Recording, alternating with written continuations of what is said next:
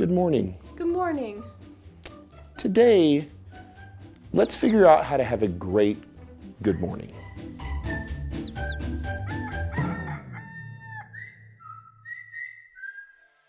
All right, so we're going to talk about good mornings today. And a good morning is an accessory movement that we use to build up the squat and the deadlift, and specifically the posterior chain muscles. So when I say posterior chain, when I say the word posterior, I think of like my grandma. My grandma used to say, I'm gonna spank your posterior. That's what she called my butt. And so posterior is just the back of your body, and really it's the muscles that go up the back of your body. It's your erectors up your back, your butt muscles, your hamstrings, and even your calves some. And so let's walk through what a good morning is and how it's different from a squat.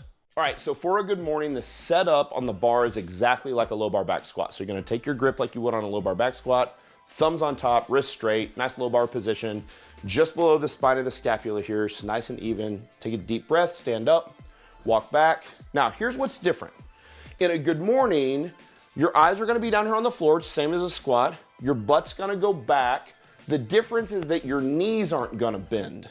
Now, they don't have to be completely locked, but because they don't bend, the quads really don't work. And because the quads don't really work, the hips have to work more. So the hips are gonna go way behind the gravity vector. You're gonna end up bending way over to where you're almost parallel to the ground, and then come back up. So take a deep breath and set your abs, butt back, bend over, drive it as far down as you can, and then right back up like that.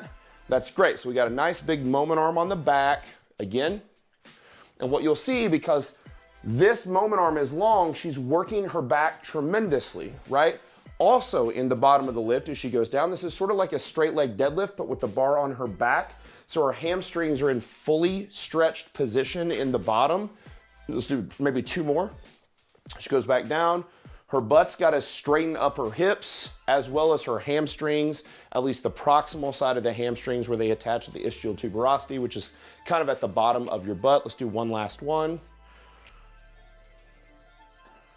And right back up. Good. Walk it in, touch the uprights. Good. Let's throw a little bit of weight on. The same low bar position. And just like a squat, we want a neutral neck angle. And so you're just going to put your eyes kind of down at the bottom of the wall. And then really the goal here is still to keep the bar over your midfoot. Now, occasionally it's gonna travel a little bit forward to midfoot, but over midfoot is really what I want. So as you bend over, your butt just has to keep reaching back to keep the bar over midfoot. That looks pretty good. So the bar there is about maybe an inch in front of your midfoot, and that just puts extra moment force on your hips, on your back, on your butt, on your hamstrings, and back up. You can see she stays in perfect extension here in her back. That means her back is totally flat. Last one, because her back is flat, it transfers the force from her butt through the barbell. Okay, same low bar position. Stand up tall. Make sure you really pinch the bar because I don't want it to roll up your back.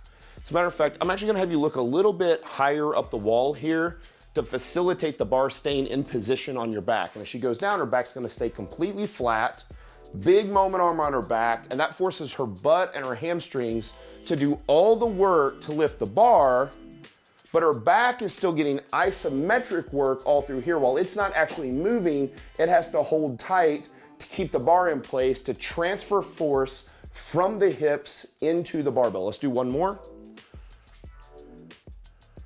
And up, very nice, and walk it in, touch the uprights. Good, and let's talk about really quick why we do these. So we're gonna do these to put as much force as we can on the posterior chain. Because it doesn't exactly look like a squat or a deadlift or even a close variation, I wouldn't replace a squat or a deadlift with a good morning, but I would put it at the end of a lower body day.